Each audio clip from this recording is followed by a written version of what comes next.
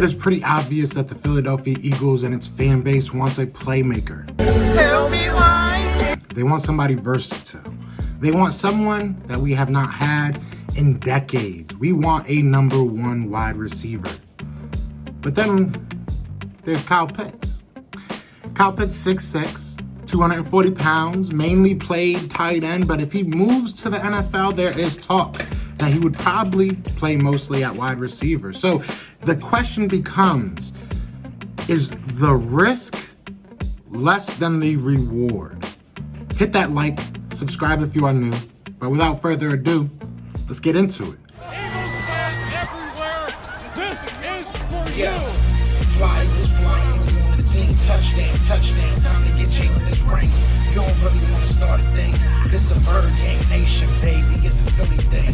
Hater, and you looking like you type trash. I'm just here calling on Philly the podcast. And we can call a man dog or watch Miles score off the handoff. Rest of the division, your man saw Jackson like Sean, hunting like Randolph. Season here, early time to do them in. Your boy Philly Fresco. Thanks for tuning in. What's going on, you guys? It's your boy Joe Castro, aka Philly Fresco, and it is Philly the podcast. So yes, look, I know everybody's falling in love with Kyle Pitts. I think the kid got a lot of talent. You know, he has the body. He's very athletic. He looks the part, right? Like I said, 6'6", 240 pounds. You can't teach that type stuff. I get worried because at the number 6 pick, you have to take the best player. Right? So, and not just the best player, you have to take someone that's not going to be a 1 to 3 year project or a position that isn't necessarily the most valued. Okay? I can't sit here and think about tight ends that changed their team's fortunes. We've got some great tight ends out there. Don't get me wrong. And, you know, having a weapon like that is invaluable. Do not get me wrong. But at the number 6 pick, I wouldn't have taken Zach Ertz at number 6. We got Zach Ertz in the second round. I wouldn't have took Zach Ertz at 6. You know, George Kittle, maybe I don't even think I would have took George Kittle at 6. Realistically. Would you take Rob Gronkowski at 6? I mean, the impact that a tight end has is not the level of a number 6 pick, in my opinion.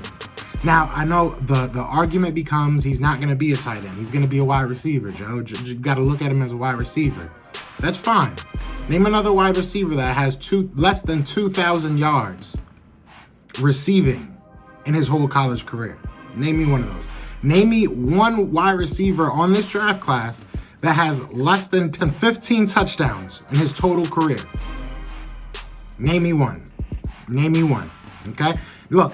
A lot of people are going to look at the year 2020, the 2020 season that he had that was obviously shortened, only 8 games. Had a 96.2 PFF rating, which was first for all tight ends. He was great.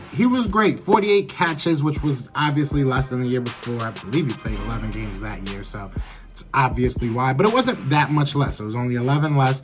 Had more yards, had, you know, a higher per catch percentage. I think he had 12 touchdowns. Had a balling year. My man's balled out, and he moved all around. I mean, one of his touchdowns came from motioning across the formation.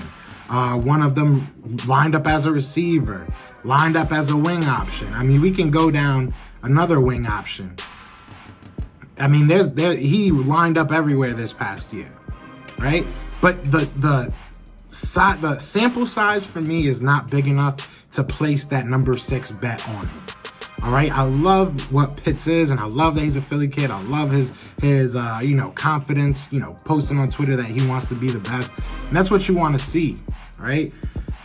It's just very tough for me to put all your chips at that number 6 spot. If you can trade back and get him at 8, 9, I might feel a little bit better because you're getting assets to then pick him up. Then okay, we can talk about that.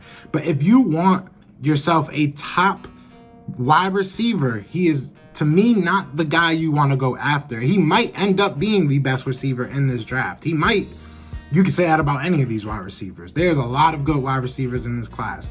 If you are going for a wide receiver, I say go for a wide receiver, all right? I know you guys are probably like, damn, bro, you hating on my man. I'm not hating on him at all. I'm just trying to be honest with you, in my opinion. This is my honest opinion. Now, I am going to go over a little bit of his strengths and his weaknesses. Now, his strengths is he's never dropped a pass in the end zone. Never. 31 targets, no drops. Not a single drop. To keep on the drop train, he didn't drop a single pass in 2020. So every target that was deemed catchable, we should make that clear. Every ball that was deemed catchable, he did catch.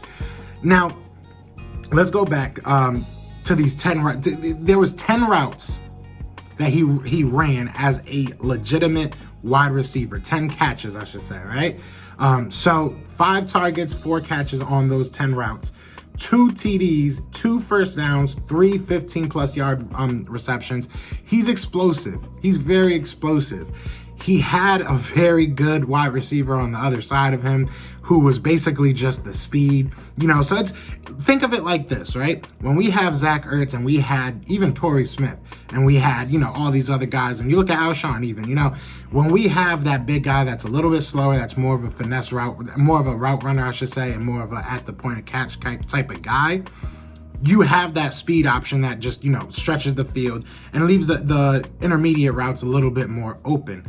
That's what you saw a lot with Kyle Pitts. You saw a lot of the intermediate routes. You saw some screens. You saw some stuff like that.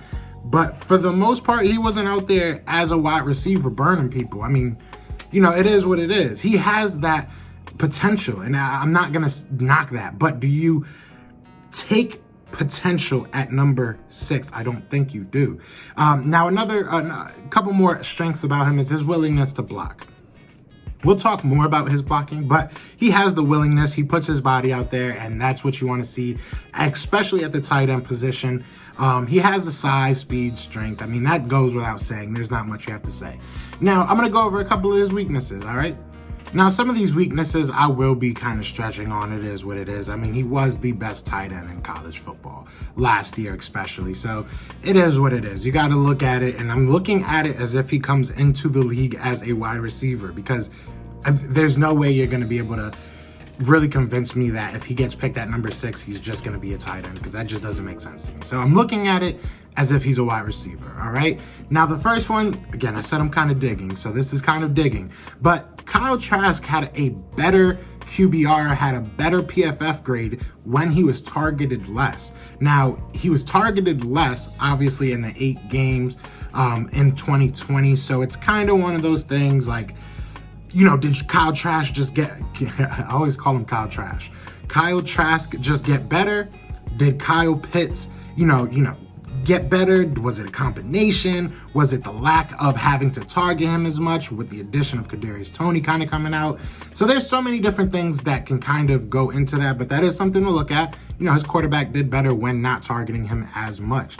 Now, he had average production in 2019, the year before, obviously, his last. Kyle Trask had a 20-point dip that year. So his PFF grade was 20 points less than it was in 2020, as we kind of said before. So, did Kyle Trask get better? Did Kyle Pitts get better? Did they just figure it out? There's much to go with that, but, it is what it is. Now, this is something that I've continuously said. Look, the guy had 300 some odd yards receiving in his senior season as a tight end. All right. Now, in his senior season, in his championship game, he had 4 tackles and 2 interceptions. So maybe he should have been a cornerback, but I digress. So he never truly dominated until 2020. And 2020, I wouldn't even say it was like truly a dominant, oh my God, what just happened type of year. It was a great year, especially coming from the tight end position. But I don't know if it was necessarily like, it doesn't overshadow what Jamar Chase did, in my opinion.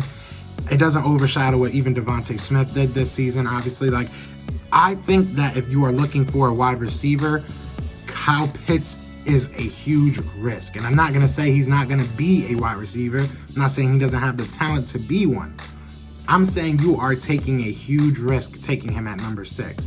If all you have, which all we do have is, because if you listen to anybody that breaks him down, anybody that says we love him, we think he's great, it's always the oh, nobody that size should be able to run that fast. That size should be able to do this. None of it is, well, look at his production. Look at what he's done. Go watch his none of it is that. And it's okay. I get it, bro. Sometimes you have to take the specimen. Sometimes, especially in this NFL, things are changing. Sometimes you have to take that monster, all right? We all learned the hard way with someone like DK Metcalf.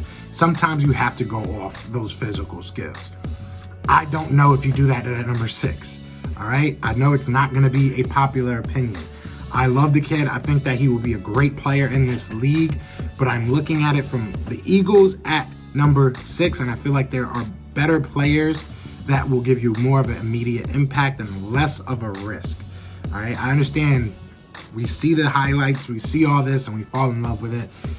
That highlights are not indicative of what a player is. His film is very good too, but he can't block. He's not a great blocker. He has the willingness to block, but he has whiffed on small wide receivers. He's not really held his own against, DNs and linebackers coming in. So that's something you have to really keep in mind. All right, like I said, he's been exposed by small cornerbacks on the outside. So it's gonna keep happening. It is what it is. And especially if we're gonna continuously run these screen passes that I think that Nick Sirianni is gonna want to do, these quick throws, you're going to have to be able to block on that outside. That's not something that is his strong suit yet. He can definitely get better at it. Now, look, I know this is kind of a long video. Overall, just want to say, I think Kyle Pitts is a great player. I think he's a great prospect. I think if you're going to take him at number 6, you have to be aware of all the risks with that pick, especially passing over someone like a Jamar Chase or a Devontae Smith. It is a very big risk, and I don't think it's something I'm willing to do. I would take Jamar Chase over Kyle Pitts. So that's just kind of my opinion. You guys let me know what you think. But other than that, you already know what it is, man. It is Fly Eagles Fly, and we are out here. Peace. Eagles fans everywhere, this is for Yeah. you. Fly Eagles flying on the team. Touchdown. Time to get Jalen this ring. You don't really want to start a thing. This a bird game nation, baby. It's a Philly thing. Hater, and you looking like you type trash. I'm just here cool on Philly the podcast. And we can call a man dog or watch Miles score off the handoff. Rest of the division, your man soft. Jackson like Sean, hunting like Randall. Season here, really time to do him in. Your boy Philly Fresco. Thanks for tuning in.